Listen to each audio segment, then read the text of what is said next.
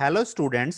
आज हम डिस्कस करेंगे what is software testing, what are the need of software testing, what are the applications of software testing. तो चलिए start करते हैं। अगर आपने मेरे इस चैनल को अभी तक सब्सक्राइब नहीं किया है तो प्लीज इसको अभी सब्सक्राइब करें। सब्सक्राइब करने के लिए मेरे इस वीडियो के नीचे इस सब्सक्राइब बटन पर क्लिक करें और साथ ही साथ वीडियो को लाइक करना ना भूलें।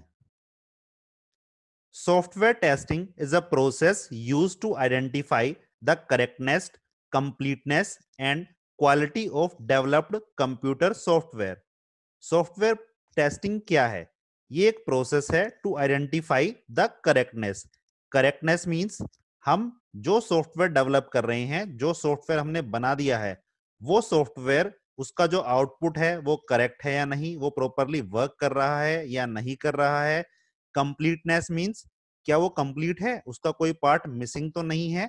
और उसकी क्वालिटी क्या है, एक क्वालिटी प्रोडक्ट को चेक करने के लिए, या हम कह सकते हैं कि एक सॉफ्टवेयर को चेक करने के लिए कि उसका आउटपुट एज पर रिक्वायरमेंट है या नहीं है, या उसमें कोई पार्ट मिसिंग तो नहीं है, या उसकी कोई वैलिडेशन या वेरिफिकेशन पूरी तरह से वर्क कर रही है या नहीं कर रही है। इस चीज को चेक करने के लिए हम सॉफ्टवेयर टेस्टिंग इंप्लीमेंट करते हैं। Software testing can be stated as the process of verifying and validating that a software or application is bug free. Means software testing क्या है? ये एक वेरिफिकेशन या वैलिडेशन प्रोसेस है जिसमें हम चेक करते हैं कि हमारे सॉफ्टवेयर के अंदर कोई बग या कोई एरर तो नहीं है, और it meets the technical requirement. जो जो भी हमें क्लाइंट की तरफ से टेक्निकल रिक्वायरमेंट्स थी, जो जो भी हमें रिक्वायरमेंट मिली हुई थी कि हमें अपने सॉफ्टवेयर में ये चीजें ऐड ऑन करनी है, वो सारी की सारी चीजें उसमें ऐड ऑन हुई हैं या नहीं हुई हैं, as guided by the its designer and development team, and meets the user requirement effectively and efficiently with handling all the exceptional and boundary cases. Means software testing में हम ये चेक करते हैं कि हमारा सॉफ्टवेयर बग फ्री या error free होना चाहिए, उसकी जो भी टेक्निकल रिक्वायरमेंट थी, जो भी हमें यूजर ने दी हुई थी, या जो भी डिजाइनिंग टीम ने डिजाइन किया हुआ था, ये एज पर रिक्वायरमेंट बना है या नहीं बना है। तो इसे हम बोलते हैं सॉफ्टवेयर टेस्टिंग। चलिए इसकी कुछ और डेफिनेशन भी देख लेते हैं। According to ANSI IEEE, process of analyzing a software item to detect the differences between existing and required condition and to evaluate the features of the software item is called software testing. तो software testing क्या है? हमारा जो final project बना है, जो हमारा final project बनता है, उसको हम बोलते हैं एग्जिस्टिंग प्रोजेक्ट या एग्जिस्टिंग सॉफ्टवेयर। और जो रिक्वायर्ड कंडीशन थी, यानी कि जो हमें यूजर ने रिक्वायरमेंट दी थी, इन दोनों के बीच में कोई गैप तो नहीं है, कोई डिफरेंस तो नहीं रह गया है। इस चीज को क्रॉस चेक करने के लिए हम सॉफ्टवेयर टेस्टिंग को अप्लाई करते हैं according to IEEE। Next, the process of software testing aims not only at finding faults in the existing software but also at finding measures to improve the software in terms of efficiency, accuracy and usability. Software testing का मतलब सिर्फ ये नहीं है कि हमें project में error find out करने हैं, बग्स फाइंड आउट करने हैं। हम सॉफ्टवेयर टेस्टिंग को अप्लाई करते हैं to improve the software efficiency, accuracy and usability. Means हम सॉफ्टवेयर टेस्टिंग के थ्रू सिस्टम को और ज्यादा एक्यूरेट बनाने की कोशिश करते हैं, जिससे कि वो इफिशियंसी से और ज्यादा एक्यूरेसी से अपने डिजायर, जो भी उसका टास्क है, उसको परफॉर्म कर सके। अब यहाँ पे क्वेश्चन रेज ये होता है कि सॉफ्टवेयर टेस्टिंग को हम इंप्लीमेंट क्यों करें, या क्या इसकी रिक्वायरमेंट है कि हमें इसे करना ही चाहिए। तो इसको मैं आपको कुछ एग्जांपल से एक्सप्लेन करता हूं। ये हमारे लिए एक मस्ट कंडीशन है कि हम सॉफ्टवेयर टेस्टिंग को सॉफ्टवेयर के ऊपर अप्लाई करें। बिकॉज अगर आप एक एग्जांपल लें कि एक सॉफ्टवेयर बना है ऑटो पायलट सिस्टम या ऑटो पायलट मैनेजमेंट सिस्टम, जिसमें एक प्लेन है और वो ऑटो पायलट सॉफ्टवेयर की हेल्प से फ्लाई करेगा। अब अगर हमने वहां पे एक प्रॉपर वे में सॉफ्टवेयर की टेस्टिंग नहीं की हुई है तो हमारे सामने बहुत ह्यूज प्रॉब्लम क्रिएट हो सकती हैं। वो क्या हो सकती हैं?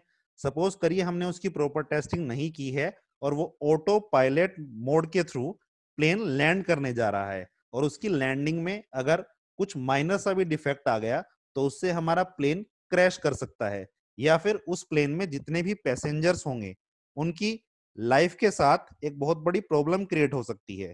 तो सॉफ्टवेयर टेस्टिंग अगर हमने वहां पे प्रॉपर तरीके से की हुई है तो उसमें क्या होगा, कोई भी अनएक्सपेक्टेड जो एरर हैं उनके चांसेस रिड्यूस हो जाते हैं।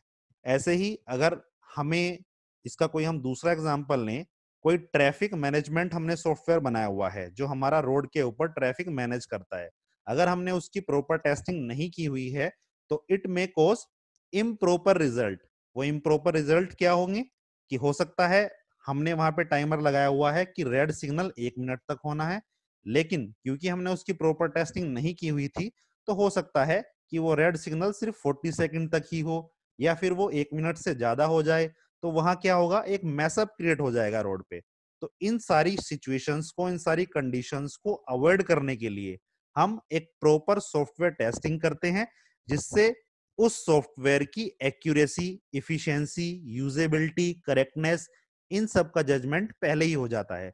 और अगर वहां पे हमें कुछ फॉल्ट दिखाई देते हैं, कुछ बग्स दिखाई देते हैं या कोई चीज हमारी वैलिडेट नहीं हो पाती है तो हम उसको दोबारा से डिजाइनिंग टीम के पास भेज देते हैं और वो डिजाइनिंग टीम उसमें वो करेक्टनेस लाके उसको दोबारा टेस्टिंग टीम के पास भेजती है जब तक कि वो फाइनली तैयार नहीं हो जाता है। तो होप आपको ये क्लियर हो गया होगा। Next, software testing steps. Software testing के दो स्टेप्स होते हैं। First is verification. Verification means are we building the product right? क्या हम जो प्रोडक्ट बनाने जा रहे हैं वो एक सही प्रोडक्ट है? Verification is a software correctly implements a specific function. It ensures that the software system meets all the functionality. Verification के थ्रू हम ये चेक करते हैं कि वो अपनी सारी फंक्शनैलिटी को प्रॉपरली परफॉर्म कर रहा है या नहीं कर रहा है। It takes place first and includes checking of documentation.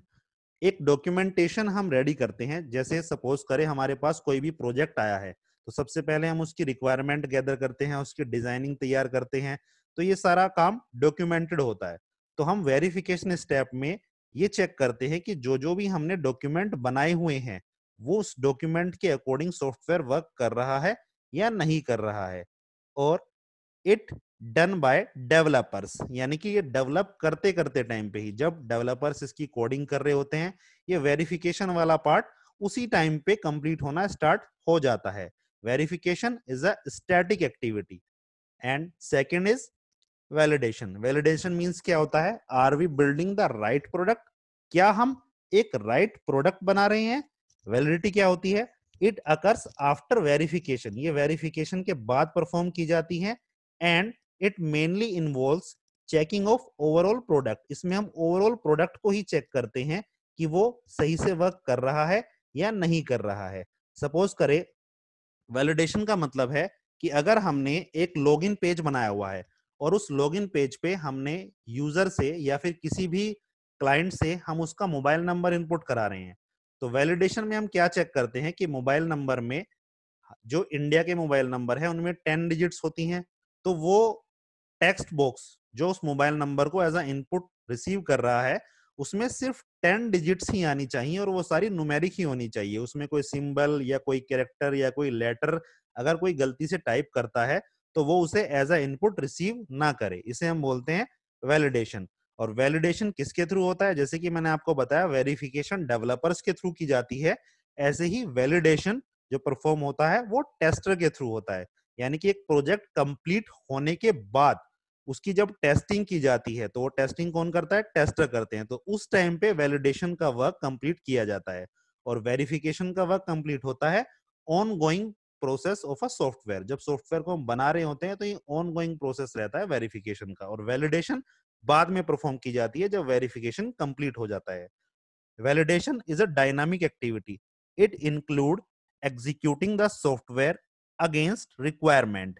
Now, why to learn software testing, ये मैं आपको अभी बता चुका था कि why to learn software testing. Software testing को हमें क्यों लर्न करना चाहिए और हम इसे क्यों इंप्लीमेंट करते हैं? To evaluate the software in context to the given requirement, जो भी हमें रिक्वायरमेंट थी उसको इवेलुएट करने के लिए हम सॉफ्टवेयर टेस्टिंग परफॉर्म करते हैं, और टू मेक द सॉफ्टवेयर और product as much error free as possible. अब हम देख लेते हैं कि कौन से वो प्रोफेशनल्स हैं जो इन्वॉल्व होते हैं सॉफ्टवेयर टेस्टिंग में। वो है सॉफ्टवेयर टेस्टर, जो सॉफ्टवेयर को टेस्ट करता है। सॉफ्टवेयर डेवलपर भी इसमें इन्वॉल्व होते हैं।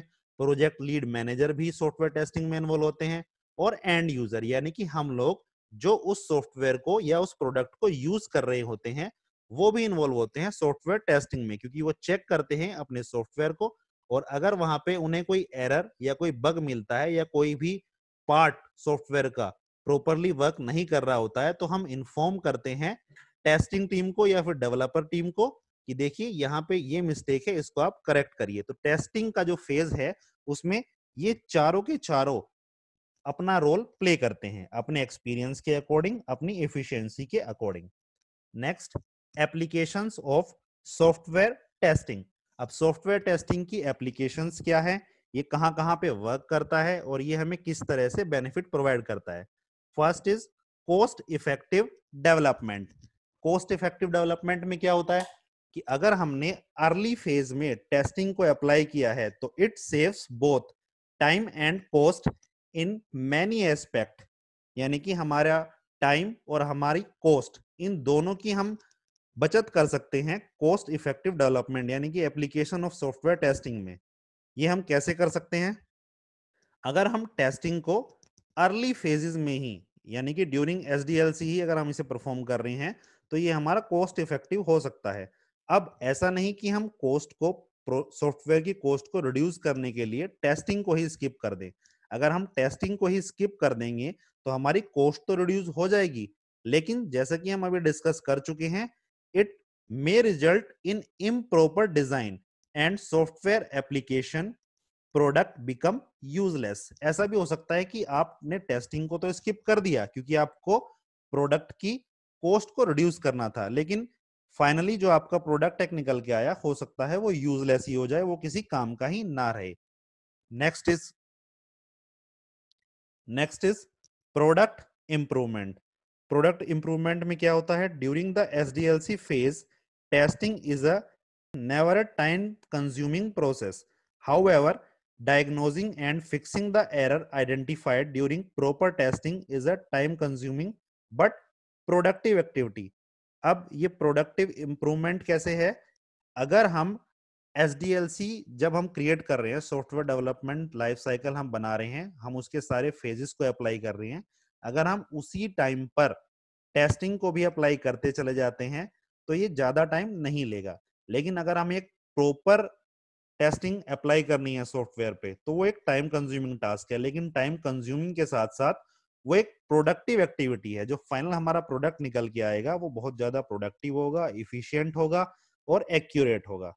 Next is test automation reduces the testing time, but it is not possible to start test automation at any time during the software development. Test automation क्या होता है? टेस्ट ऑटोमेशन मींस ऑटोमेटिक अगर हम testing कर रहे हैं, हम manual testing नहीं कर रहे हैं, तो ये हमारा टाइम कंज्यूमिंग टास्क नहीं होता है, क्योंकि मैनुअली टेस्टिंग करने में हमें बहुत ज्यादा टाइम लगता है। लेकिन ऑटोमेटिक टेस्टिंग जो है या टेस्ट ऑटोमेशन जो है, वो हम कहीं पे भी किसी भी टाइम पे अप्लाई नहीं कर सकते हैं। पहले तो हमें टेस्ट ऑटोमेशन स्टार्ट करने की परमिशन तभी मिलती है जब हम मैनुअल टेस्टिंग को अप्लाई कर चुके होते हैं। And test automation can never be used if requirements keep changing. अगर बार बार आप कोई डायनामिक प्रोजेक्ट बना रहे हैं, आपके पास बार बार चेंजेस की रिक्वायरमेंट आ रही है, तो ऐसे में हम टेस्ट ऑटोमेशन को परफॉर्म नहीं करा सकते हैं। Next is quality check. अब क्वालिटी चेक में हम क्या क्या चेक करते हैं सॉफ्टवेयर टेस्टिंग के अंदर? हम फंक्शनैलिटी चेक करते हैं, रिलायबिलिटी चेक करते हैं, यूजेबिलिटी चेक करते हैं, एफिशिएंसी चेक करते हैं, मेंटेनेबिलिटी चेक करते हैं एंड पोर्टेबिलिटी को चेक करते हैं। Next is when to stop testing. अब now it is very difficult to determine when to stop testing because it is a never ending process. लेकिन फिर भी हमें कभी तो टेस्टिंग को स्टॉप करना ही होता है। तो चलिए उसके मेन पॉइंट्स देख लेते हैं। टेस्टिंग डेडलाइंस, जब हम सॉफ्टवेयर टेस्टिंग को प्लान करते हैं तो हम स्टार्टिंग में ही अपने एक्सपीरियंस के अकॉर्डिंग जो टेस्टर होते हैं वो एक डेडलाइन सेट करके चलते हैं कि ठीक है हमें इस टाइम लिमिट तक सॉफ्टवेयर को टेस्ट करके देखना है, क्योंकि हम बहुत ज्यादा टाइम भी इसको डेवोट नहीं करा सकते हैं। तो जब हमारी वो टेस्टिंग डेडलाइन रीच हो जाती है तब तक हम टेस्टिंग करते रहते हैं, और वो जब भी रीच आउट होती है हम टेस्टिंग को स्टॉप कर देते हैं। Next is completion of test case execution. Testers सबसे पहले टेस्टिंग करने से पहले टेस्ट केसेस बनाते हुए चलते हैं, और उन टेस्ट केसेस का जब कंप्लीटली एग्जीक्यूशन हो जाता है तो हम टेस्टिंग को स्टॉप कर देते हैं। completion of functional and code coverage to a certain point. Bug rate falls below a certain level and no high priority bugs are identified. जब हमें bugs identify होते होते एक लेवल हमारा ऐसा आ जाता है कि उसके बाद हमें कोई बहुत ज्यादा हाई प्रायोरिटी वाले बग्स आइडेंटिफाई नहीं होते हैं, हमें छोटी मोटी चीजें मिस्टेक मिलती रहती हैं जो कि इग्नोरेबल हैं, हम उनको इग्नोर करने लगते हैं, तो हम टेस्टिंग को स्टॉप कर सकते हैं।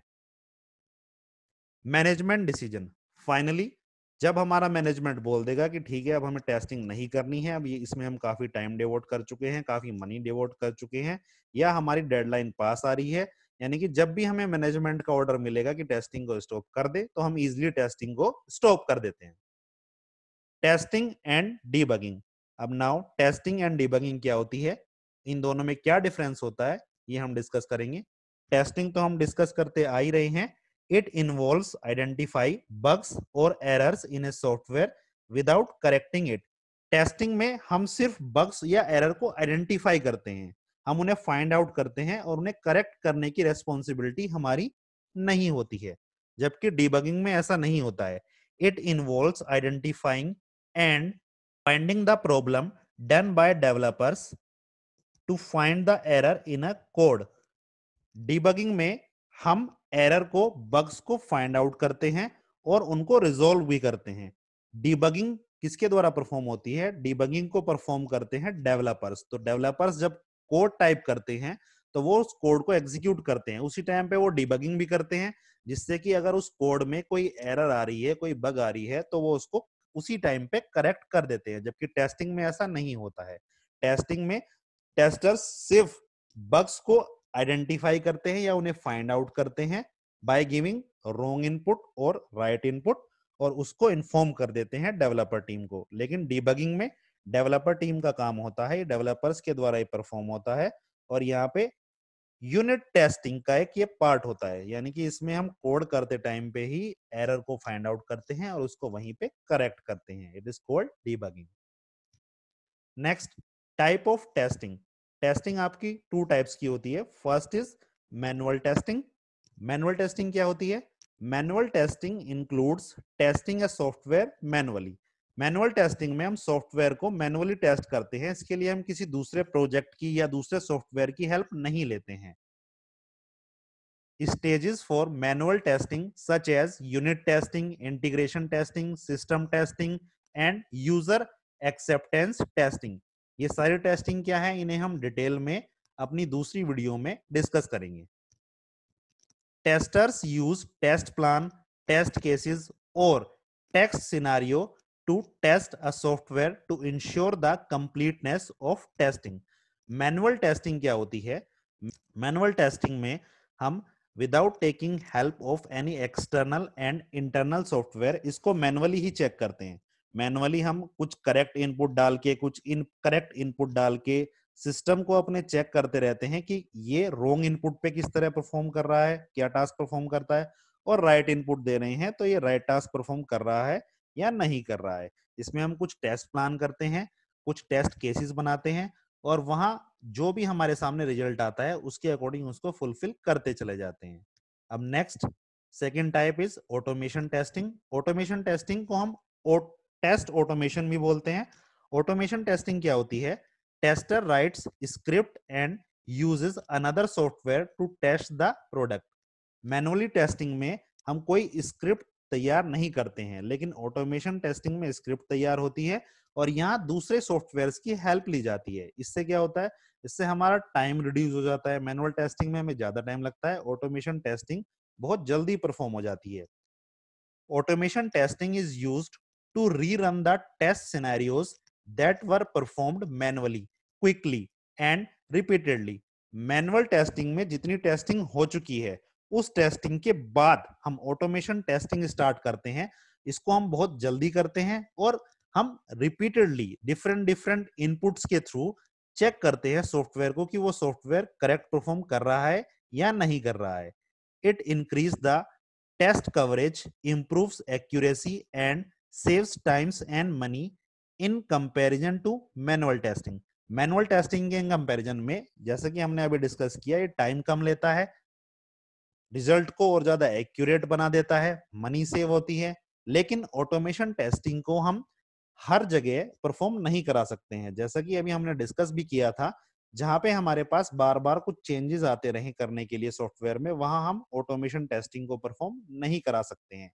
सिर्फ हम इसे वहीं परफॉर्म करा सकते हैं जहां पे बार बार चेंजेस की रिक्वायरमेंट ना आ रही हो, हम वहीं पे ऑटोमेशन टेस्टिंग को परफॉर्म कर सकते हैं। Now when to use automation testing. Automation testing को हम कब यूज करते हैं? जब हमारे पास लार्ज एंड क्रिटिकल प्रोजेक्ट हो। जब हमारे पास कोई लार्ज प्रोजेक्ट होता है या क्रिटिकल प्रोजेक्ट होते हैं। क्रिटिकल प्रोजेक्ट मींस, मैं एक एग्जांपल से आपको समझाता हूं। मान लीजिए हमारे पास एक बैंकिंग सॉफ्टवेयर बनाने के लिए आया हुआ है। तो बैंकिंग सॉफ्टवेयर में क्या होता है, वहां एक ही टाइम पे हमारे पास हजारों लाखों ट्रांजेक्शन्स एग्जीक्यूट होती हैं।